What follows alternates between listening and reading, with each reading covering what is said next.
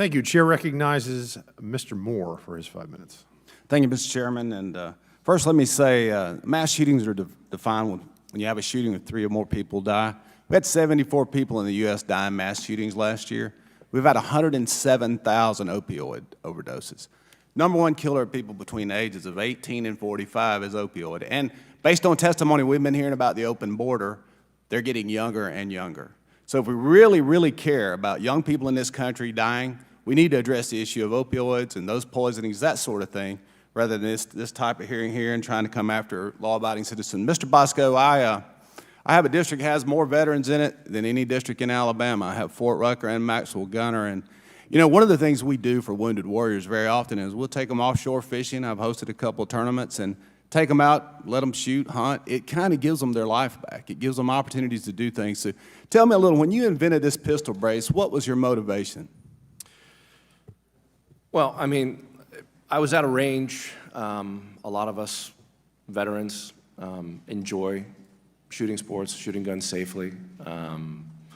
And a range officer was out there, and he essentially told my buddy that he didn't want him shooting the weapon the way he was shooting it because, in his opinion, he was firing it unsafely. So now your buddy is...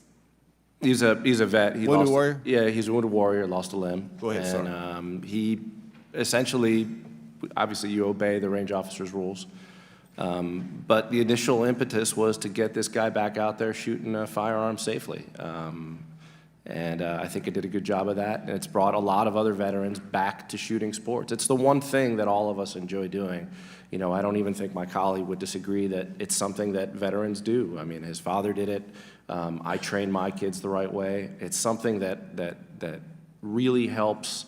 It's cathartic to other veterans, including wounded veterans, and it's cathartic to people who just want to go out there and enjoy it. I mean, there shouldn't be any, I really don't think there's, I mean, we're all talking about Second Amendment issues here.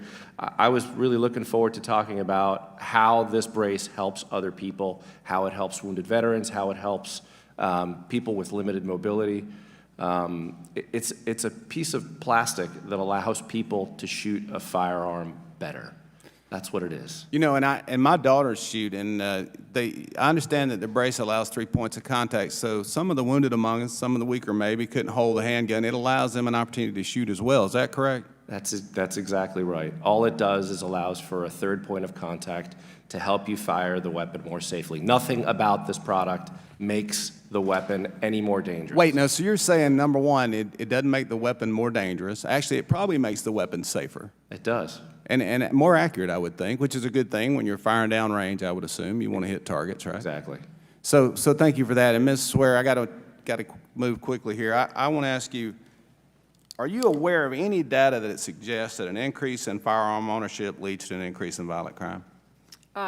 No, not on the whole. It's all about who in particular has that firearm and whether it's for criminal motives. But generally speaking, law-abiding citizens are not, who are the mass of gun owners, are not having that violent intent, and they're therefore not a danger to themselves or others. Are you aware of any law that would stop gun violence? Is there a law that we could pass as Congress that would actually stop murders in this country by firearms? Congressman, even if you could pass a law outright banning guns, you'd still have to be able to snap your fingers to make them disappear out of the hands of violent criminals, and it would be an impossibility to eliminate gun violence. We can certainly work on getting guns out of the hands of violent criminals and enabling law-abiding citizens to defend themselves with that lethal force, as is their natural right and their constitutional right. But to suggest that we can somehow eliminate gun violence, I mean, that you're talking about eliminating human nature and this propensity that violent people have to commit crimes.